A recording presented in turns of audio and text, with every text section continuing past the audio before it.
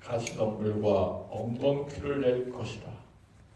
너의 먹을 것은 밭의 채소인즉 내가 얼굴에 땀이 흘러야 식물을 먹고 필경은 흙으로 돌아가리니 그 속에서 내가 취함을 입었음이라. 너는 흙이니 흙으로 돌아갈 것이니라 하시니라. 아담이 그 아내를 하와라 이름하였으니 그는 모든 산자의 어미가 됨이로라.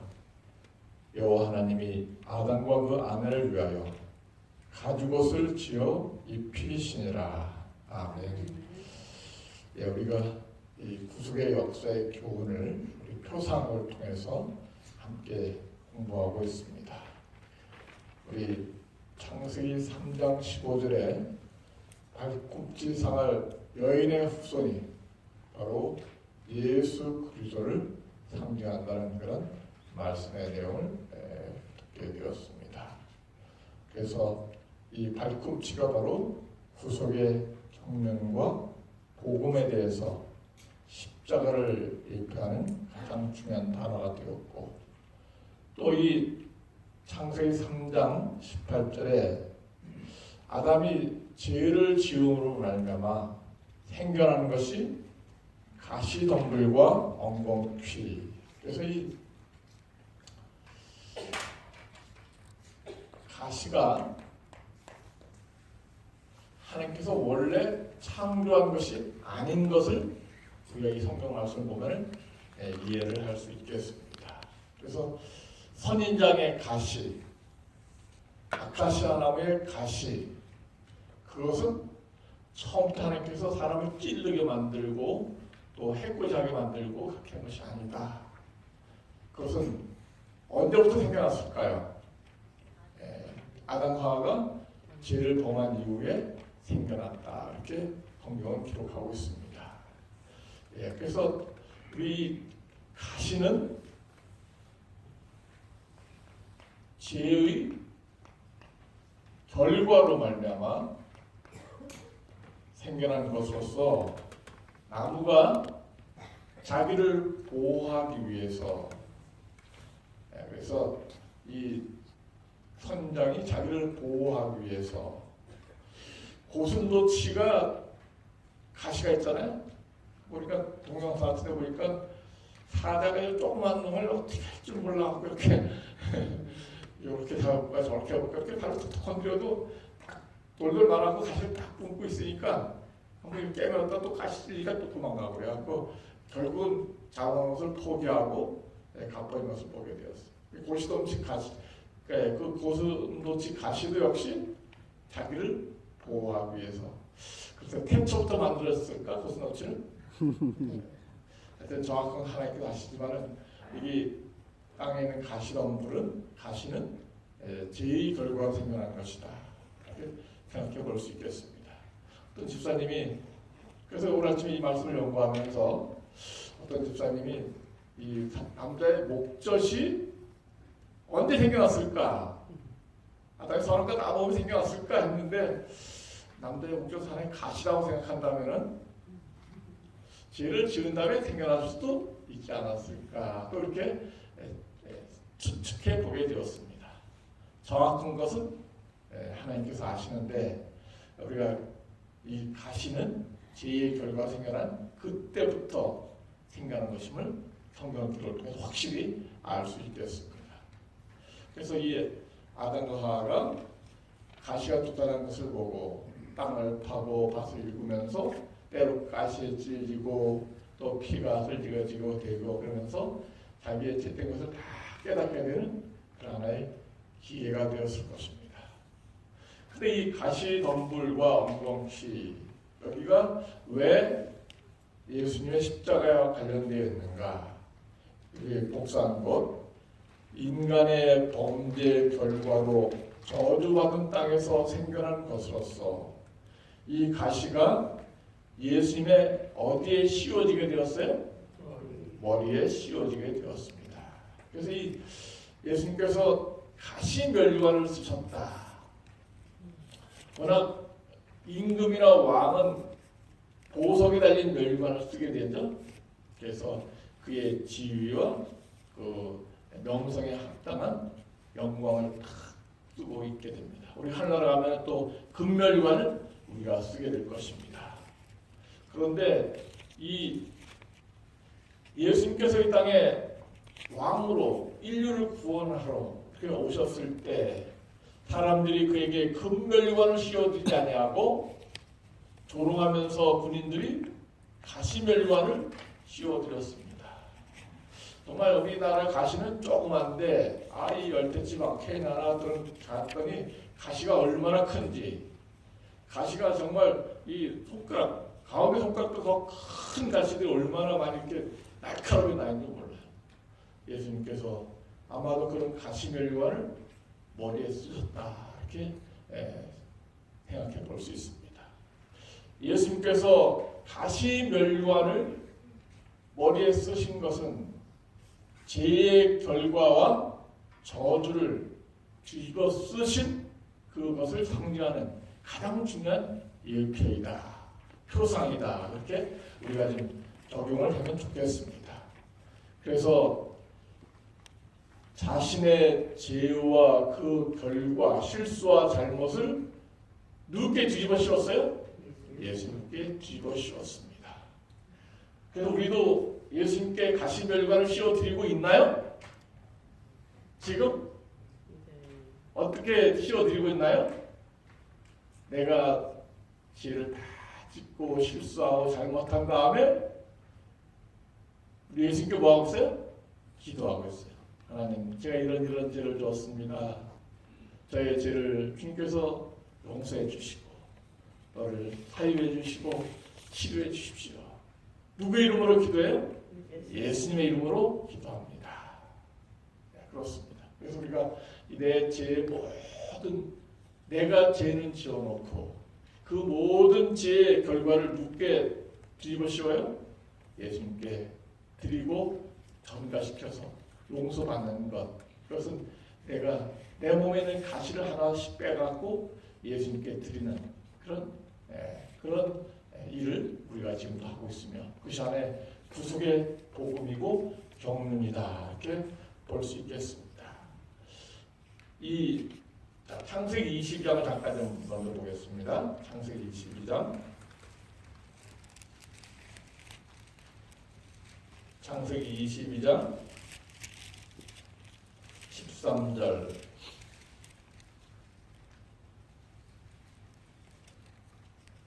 구약 성경 28페이지. 아브라함이 눈을 들어 살펴본즉 한 수양이 뒤에 있는데 뿔이 뭐에 걸렸습니까? 숯불에 걸렸는지라. 아브라함이 가서 그 수양을 가져다가 아들을 대신하여 번제로 드렸더라. 이 어떤 숯불이었을까? 그냥 벗어나기 쉬운 숯불이면은 양이 그 힘세니까 떨어져 나왔을 텐데 뿔이 걸릴 정도로 강한 숯불이었으면 가시와 함께 이렇게 엉겅퀴와 함께 이렇게 꼼짝 못하게 하는 그런. 해필 어디 걸렸어요? 뿔에 걸려 있어요. 그래서 이 뿔에 걸린 이 가시 덤불, 이것은 바로 가시멸관을 쓰신 예수님을 예표하는 가장 중요한 구속의 표상이다 이렇게 확인해 볼 수 있습니다. 그래서 이 요한복음에는 예수님께서 뭐라 하셨어요? 아브라함이 나의 때 볼 것을 기대하다가 보고 기뻐하였느니라. 예수님께서 그런 말씀하신 것은 아브라함이 이삭을 모리아산에서 드리다가 이삭 대신 죽는 뿔에 가시멸관 뜬 이 수양을 보고 바로 이 예수님께서 우리 죄를 위해서 대신 오실 메시아가 이런 모습으로 오시겠구나 하고 그가 예수님을 보게 되었다는 것을 예수님께서도 공서에 말씀 주시고 있습니다. 죄짐 맡은 우리 구조 찬미가 있습니까? 예. 죄짐 맡은 우리 예수님 우리가 뭘 맡으신 분이에요? 죄짐을 맡은 분이십니다. 그래서 이 작사자가 존 M. 스크라이번인데 이 죄짐 맡은 우리 구조를 작사한 배경을 알고 많이 감동을 받게 되었습니다. 죄짐 맡은 우리 구조 어찌 좋은 친구인지 우리 모든 것을 주님께 구한다면 우리가 그 안에서 정말 구원을 받고 축복받는다는 아주 가장 사람들이 좋아하는 찬송 중에 하나인데 그 존 스크라이번이 정말 그가 청년 시절에 어떤 애인하고 여자친구하고 사귀게 되었습니다. 그래서 이제 여자친구하고 사귀다가 강가를 말을 타고 달리고 있었는데 그만 여자친구가 강을 달리고 있다가 말에서 추락해갖고 그냥 죽고 말았어요. 그래서 이 존 스크라이번이 참 내가 이렇게 행복한 가정을 이루고 곧 결혼할 텐데 하면서 너무 아쉬워해갖고 그 고통을 잊지 못하고 자기 여자친구를 이제 잃어버리고 그 슬픔을 잊어버리기 위해서 시골로 낙향해서 어떤 시골 마을에 거주하게 되었습니다. 그래서 이제 그 슬픔이 잊어질 때쯤에서 한 여자를 사귀게 되었고 약혼에 이르게 되었습니다. 이 결혼 날짜를 받아놨는데 이 여자친구가 침례를 받지 않은 거예요. 근데 결혼날이 다가왔는데 그래서 이때같이 추운 날씨일 것 같아요. 뜨뜻한 물도 없고 그래서 이 여자친구가 침례를 받고 결혼을 준비하게 되었습니다. 그런데 이 여자친구가 이제 침례를 받으러 물속에 들어갔는데 그만 그 여자친구가 그 찬물에 들어갔다가 폐렴에 걸리게 됩니다. 폐렴에 걸려갖고 치료하다가 그만 그 여자친구도 그 폐렴의 결과로 죽었게 되었어요.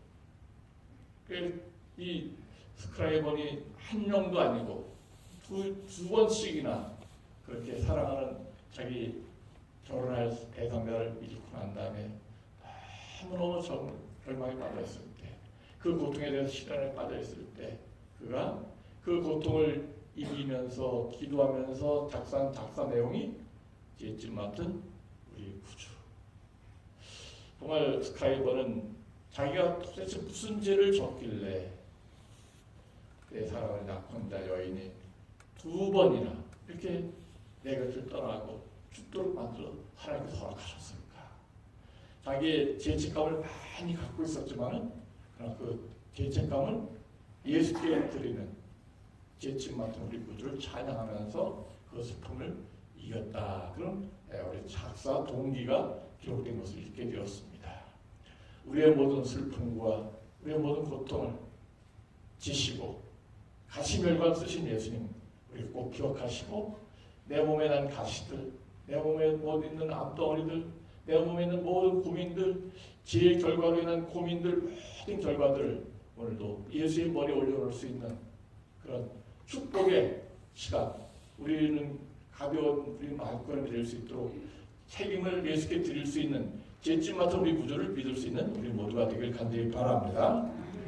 창세기 3장 21절에는 가죽옷의 비밀에 대해서 기록되어 있습니다. 이것은 최초의 원제사라 했는데 여호와 하나님이 아담과 그 아내를 위하여 무슨 옷을 지어 입히시니라? 가죽옷을 지어 입히시니라. 그래서 창세기 3장 21절 이 가죽옷을 여러분들이 동그라미 치시고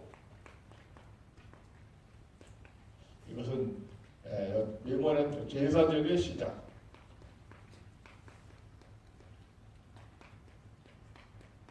이 가죽옷에 대해서 그냥 이 아담과 하와가 벌거벗었으니까 무화과나무 옷을 해 입었는데 벌거벗었으니까 옷이 천천하니까 하나님께서 가죽옷을 입혔겠다. 그렇게 그냥 옷으로만 해결하면 그건 기초적인 것을 기본적인 것을 모르는 해석이에요. 그래서 이 가죽옷은 반드시 뭐와 연결되어 있어요? 제사 제도와 연결되어 있어요. 그래서 사람이 가죽 무화과나무 옷을 해 입었지만은 그런 것은 곧 시들고 말라서 그 수치가 드러나게 돼요. 근데 하나님께서는 보다 더 완전하게 오래 입을 수 있도록 반영구적으로 입을 수 있도록 하시기 위해서 양을 대신 잡으시고 양의 가죽 또는 어떤 양이랑 짐승이랑 안 나왔지만 어떤 짐승을 잡아서 대신 입혀주시게 되었습니다. 그래서 이것을 우리가 입혀주시는 의라 해요.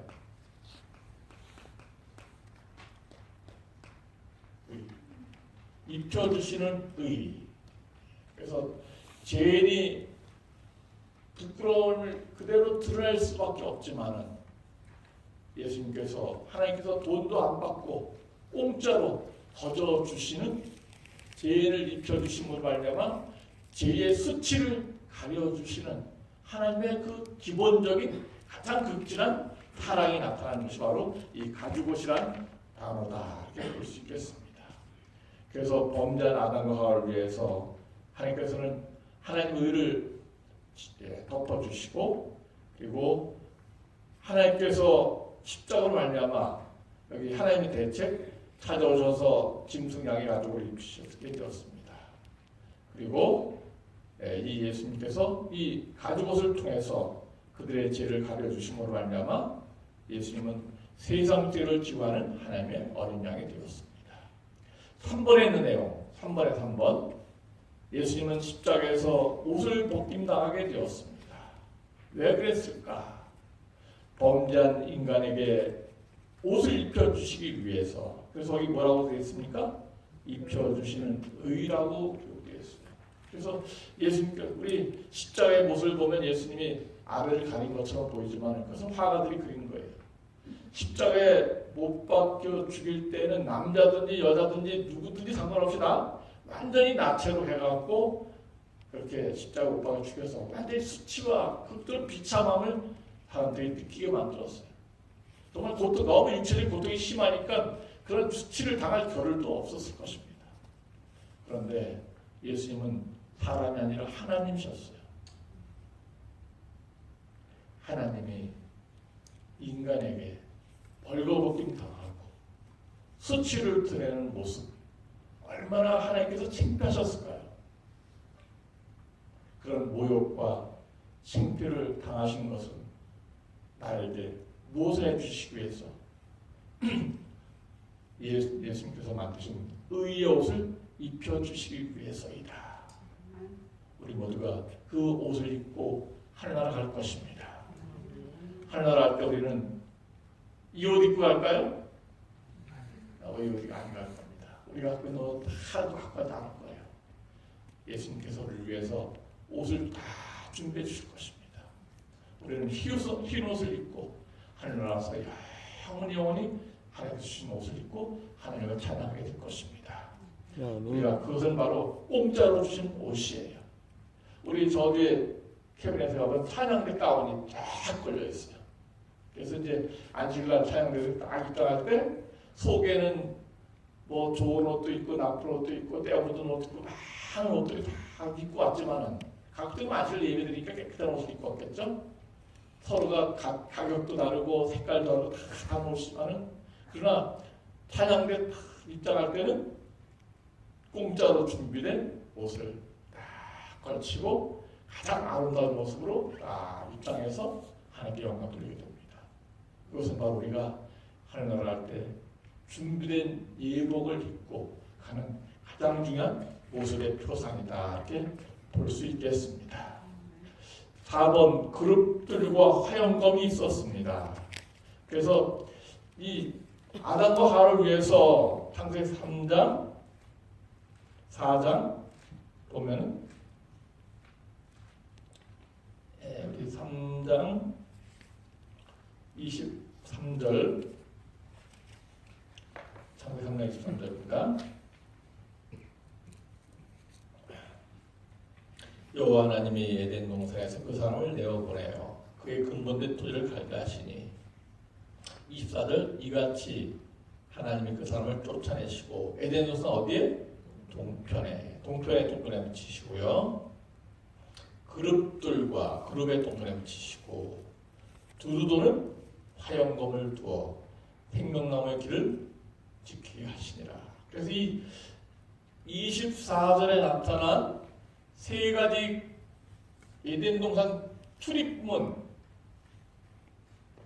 에덴 동산이 있으면은 이제 아담과 하와를 이 에덴 동산에서 내보내시게 되었습니다. 그 다음에 에덴 동산의 어느 쪽에? 동쪽에 이 정문 출입문 동쪽에 양쪽 편에 뭘 세워놨어요?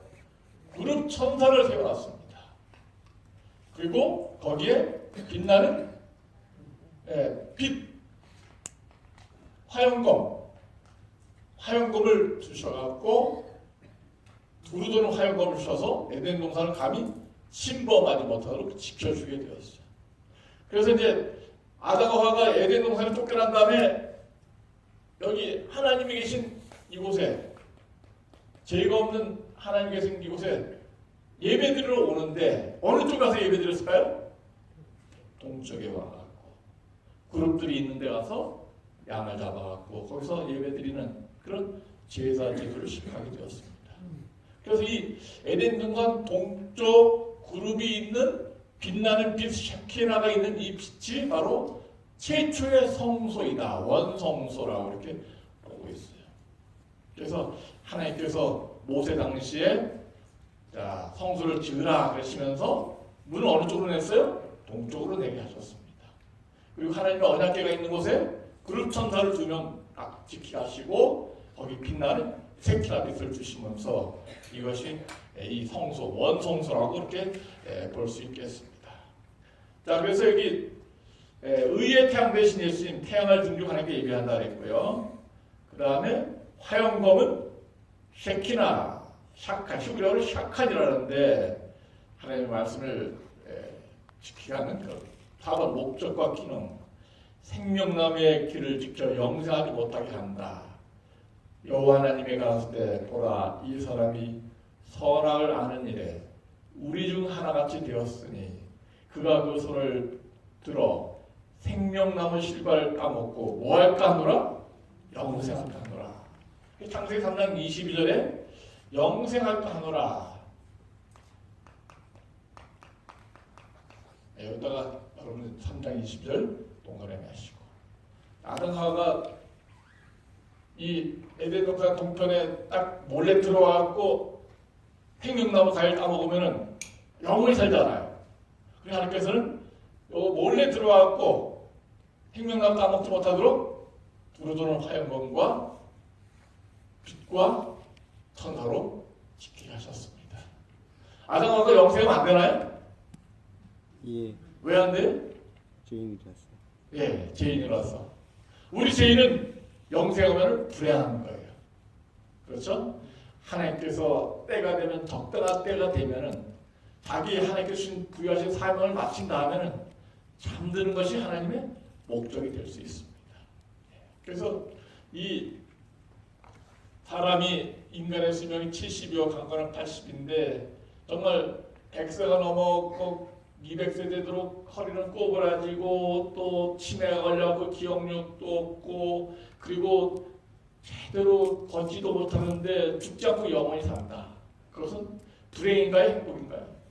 불행입니다. 때가 되면은 잠들어 그냥 쉬는 것이 하나님의 축복이라고 볼 수 있어요. 하나님께서는 이 에덴 동산 동편을 막으신 것은 벌 주신 것이 아니라 하나님께서 죄인을 얼마나 사랑하시는지, 영생할까봐 걱정하시는 하나님의 사랑의 모습이 여기 담겨져 있어요. 그래서 영생할까봐 쫓아냈다. 그것은 하나의 벌 주신 것이 아니라 인간에 대한 배려입니다. 그래서 우리가 올바로 이해를 하면 좋겠습니다. 그래서 선악과의 목적, 또 범죄에 추락된 영원히 죄인됨을 방지하기 위해서 생명나무 길을 지키게 하셨습니다. 여기 생명을 인도하는 길은 십자가의 구원을 제시하는 성소인데 죄인이 함부로 들어오는 것을 금지하는 것이며, 이 에덴 동산 동편의 그룹들과 화염검은 죄인이 어떻게 하면 구원받을 수 있는지 그것을 보여주는 것입니다.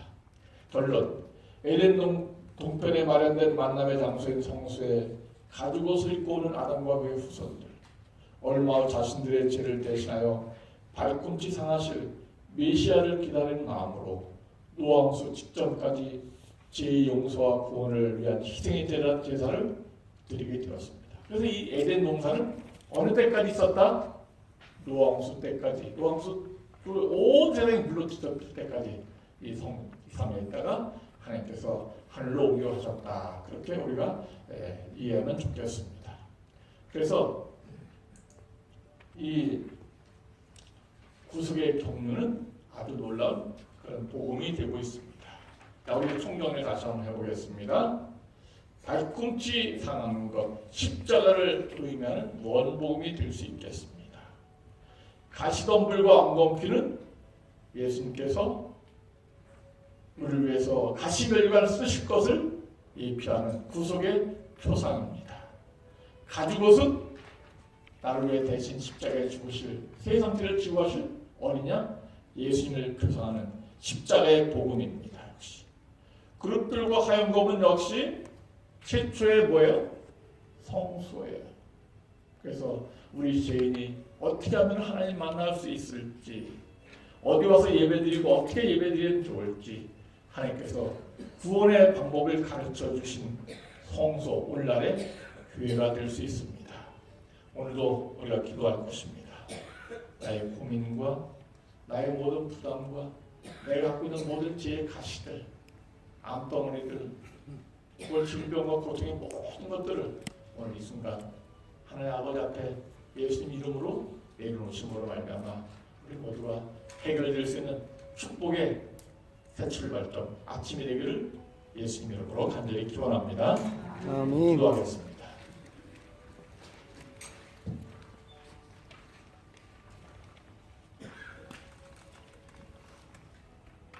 하늘에 계신 우리 아버지 감사합니다.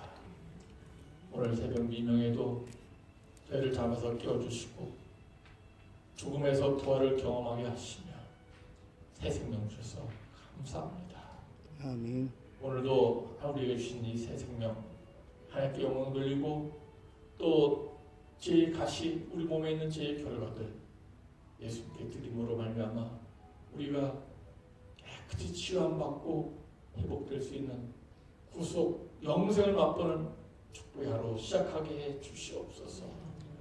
죄의 결과로 가시 덤불이 생겨났지만 예수님께서 그 모든 가시를 머리에 뒤집어 쓰시고 우리의 가시를 빼주셨습니다. 감사합니다. 오늘도 예수님 이름을 힘입어서 정말 가시밭길을 걸어가고 있을지라도 우리 예수님과 함께 동행함으로 승리하는 우리 발걸음 되게 해 주시옵소서. 오늘도 우리의 드리는 간절한 기도를 응답해 주시고 이루어 주시옵기를 사랑이 많으신 예수님의 이름으로 간절히 기도하옵나이다. 아멘. 아멘.